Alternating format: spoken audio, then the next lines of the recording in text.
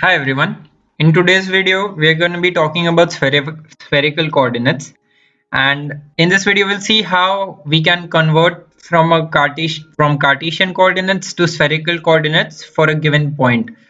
So we'll start with our typical Cartesian coordinate system. We have three axes which are perpendicular to each other.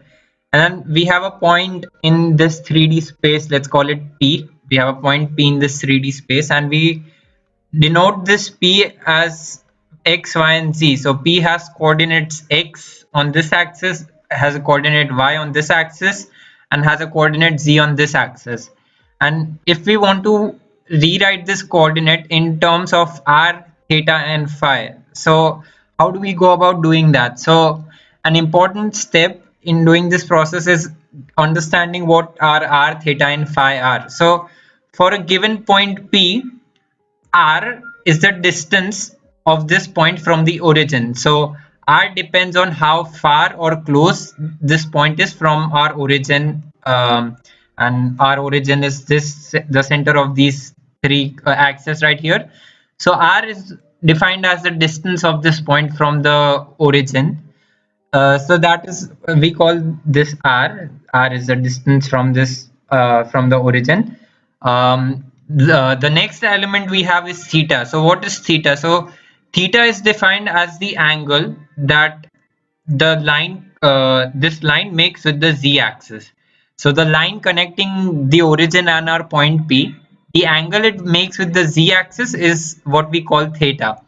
So let's make an angle here, and this is the theta, the angle that this line forms with the z-axis. So that is theta, and then the last element we have is phi. So phi actually is a little bit more complex. So phi is the angle that define phi. We first make a projection of our line. So we make a projection of the line connecting the origin and the point P. We make a projection of this line in the xy plane. So we're saying if this line was in the xy plane, how it would look like. So we have drawn that with a green line here. Maybe I should redraw this so that it looks more like a line. So here we'll draw a line connecting these 2 points. So this is a projection of the green line, is the projection of our blue line in the xy plane, and then the angle the green line makes with the x-axis is what we call phi. So the angle between the green line and the x-axis is what we call phi. So that is our phi. We'll just erase that for now, and we'll come back to it later. So now that we know what r, theta, and phi are, r, theta, and phi, we want to write down r, theta, and phi in term or phi, sorry, in terms of x, y, and z. So we want to establish a relation between these two. So how do we go about doing that? So first, let's start with a triangle. Let's start with finding out point z. So here we'll do that here. First, we'll start with z. What is z in terms of r, theta, and phi? We want to find that out first. So to find out what z is, let's make a triangle, and I'll just erase the green triangle that we already have here so that it doesn't clutter up the screen. So we have a triangle forming right here. This is our triangle that we have, that we're going to be looking on, and this is a right angle triangle, this being the right angle. So in this right angle triangle, we have an angle theta, and we want to find out the relation between r and z. R is the length of this line segment right here, and z is the distance between the origin and this point right here. So in this green triangle right here, we know that cos theta is equal to the adjacent side to the angle upon the hypotenuse in the triangle. So in our case, we have the angle right here. So the adjacent side will just be this length right here. So that is our z upon, oops, excuse me, z upon the hypotenuse, which in our case is this line segment right here, and that is our r. So cos theta is equal to z upon r, and let's rewrite that. Let's take the r that is in the denominator right here on in the numerator on this side. So we are simply left with z equals to r cos theta, and that is our first relation. We have been successful in getting our coordinate z in terms of r and theta. So that is how z is represented in terms of r and theta. Next we'll have to find x and y. So let's do that, and we'll just erase this again so it doesn't get in our way. And for x and y, we'll be making use of the projection that we made earlier. So let's make the projection of our line in the xy plane again. So we'll make this line again, and again this is a right angle triangle. We have a right angle right here, so we form a triangle right here, and we'll deal with this triangle that is formed right here. So in this triangle right here, this angle that I just marked is also theta, and the reason we know that is because the z-axis and this line that we make right here are parallel to each other, and so these two angles are alternating angles, and since this angle is theta, this angle is also theta. So now in a right angle triangle we know one angle, so we can make use of that angle again. So I'll write it down right here. For this triangle, we know that sine theta is equal to the side opposite to the angle upon the hypotenuse of the triangle. So in our triangle, the angle right here is theta. So the side opposite to that, this side, we have to name this side something. So let's call this side r prime. We call it r prime. So in our, for the green triangle, the angle is theta, the side opposite to theta is r prime, and the hypotenuse again is r right here. So let's write that down. Sine theta is equal to r prime upon r, and we'll rearrange this again. Take the r in the numerator, so we have r prime is equal to r sine theta. So now we have r prime in terms of r, but we don't need r prime, we need x and y. But getting r prime, after we have r prime, we can again make we can derive x and y, and we'll do that this way. So I erase the green triangle that we had, and we'll make use of another triangle right here. So as we discussed earlier, the angle that this line makes with the x-axis, we call that phi. So we'll mark it again here because that's useful to us. And we'll make another line connecting our projection line with the x-axis. And we'll erase this green dashed line, and instead we'll draw a line joining the projection line with the x-axis. So we'll draw a line right here. Now this angle right here forms a 90-degree. My drawing is not very clear, so but the way projections work, the angle that you have right here is a 90-degree. So we have a triangle forming right here. Again, this triangle is purely in the xy plane. It's totally flat in the xy plane. So let us mark this triangle again entirely with a green line. So we have this triangle right here, and we'll make use of trigonometric properties again in this triangle. We know that our angle right here is phi. This is a 90-degree angle right here. So the hypotenuse is our length r prime. So let's use trigonometric properties, and we'll find out the value of cos phi. So cos phi is equal to the line adjacent to the angle upon the hypotenuse of the triangle. So in our case, the side adjacent to phi will be this line right here, which is x. This length is x, and the hypotenuse, that is the side opposite to the 90-degree, is this side right here, r prime. So we have cos phi is equal to the adjacent side, that is x, upon the hypotenuse, which is r prime. And we can readjust this and write x equals r prime cos phi. And we did that by taking the r prime in the denominator here through the numerator on this side. So we have x equals to r prime cos phi, and again we already know the value of r prime in terms of r and theta. So let's substitute r prime here, and by substituting r prime equals r sine theta, we get x equals to r sine theta cos phi. So that is the relation that we wanted. We now have x in terms of r, theta, and phi, cos phi.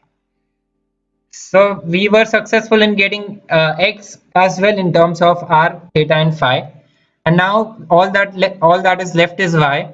So for y, we'll use a similar method that we just used. Let me erase these green lines, and we can. Oops. So we have a right angle triangle forming again here, with the right angle being right here. Will be focusing on this triangle right here. That is again in the xy plane. This triangle is again in the xy plane, and it's completely flat in xy plane. So since we have an angle phi right here, this angle right here that is formed, this angle is equal to 90 minus phi. And we know that because the angle between the x-axis and the y-axis is 90 degrees. So since this angle is phi, the remaining angle will be 90 minus phi. So both of these angles then add up to 90. So in this triangle, we know the one angle, that is 90 minus phi, and we know one of the lengths, the hypotenuse, that is r prime. So let's use that again to our advantage. We can write cos of cosine of 90 minus phi. So we are taking the cosine of this angle right here. So the cosine of this angle again is the line adjacent to it, which is y, upon the hypotenuse, which is again r prime in this triangle. So cosine of 90 minus phi is equal to y upon r prime. Now cosine of 90 minus phi, we can use a trigonometric identity, which is as follows. We know that cosine of 90 minus phi is actually equal to sine of phi. And you can go and brush up your basic trigonometric again if you're unfamiliar with this identity. But using this identity, we can write the left hand side. We can write this left side as sine of phi as equal to y upon r prime. And again, let's readjust this, and we can write it as, we get y is equal to r prime sine phi. And again, we have the value of r prime as found out earlier, so we'll substitute that, and we get uh, y is equal to r sine theta sine phi. Hence, we've been successful in writing y in terms of r, theta, and phi as well. So we'll just recap all the relations that we derived earlier. So we found out that x was equal to r sine theta cos phi, y was equal to r sine theta sine phi, and z was equal to r cos theta. So these are the relations between x, y, z, and r, theta, and phi. And we can go the other way around as well. We can write down r, theta, and phi in terms of x, y, and z. And once you have the relations that are in this box right here, it's very easy. The relation between, so we can write r as square root of x square plus y square plus z square. And to proving this is very simple. We'll start with the right hand side of this equation. So the right hand side is square root of x square plus y square plus z square. So let's write down all of our x, y, and z in terms of r, theta, and phi that we just discovered here. So instead of x, we'll write r square, or instead of x square, sorry, we'll write r square sine square theta cos square phi, plus instead of y square, we'll write r square sine square theta sine square phi, phi, phi, phi, and plus z square, which was r square cos square theta. This is all under the square root, and in the first two terms we can take out r sine square theta. Since it's in both these terms, we can take it out common. So we have r square sine square theta common, and inside the bracket we'll be left with cos square phi, plus sine square phi and plus r square cos square theta. So since from another trigonometric identity we know that cos square phi plus sine square phi is 1, the bracket is simply 1, so we are left with r square sine square theta plus r square cos square theta. Again we can take out r square common, so let's do that. R square is common and we have sine square theta plus cos square theta, and we'll use the same identity and say the bracket sine square theta plus cos square theta is 1, so we are simply left with square root of r square, and square root of r square, as we know, is just r. So we started with the right hand side and we are left with r, which is the left hand side. So we proved the first relation, r equals square root of x square plus y square plus z square. To find out theta, we can use the relation between z and r that we used earlier. So how we go about doing that is we can readjust, let's write it down here. We can, since we know that z is equal to r cos theta,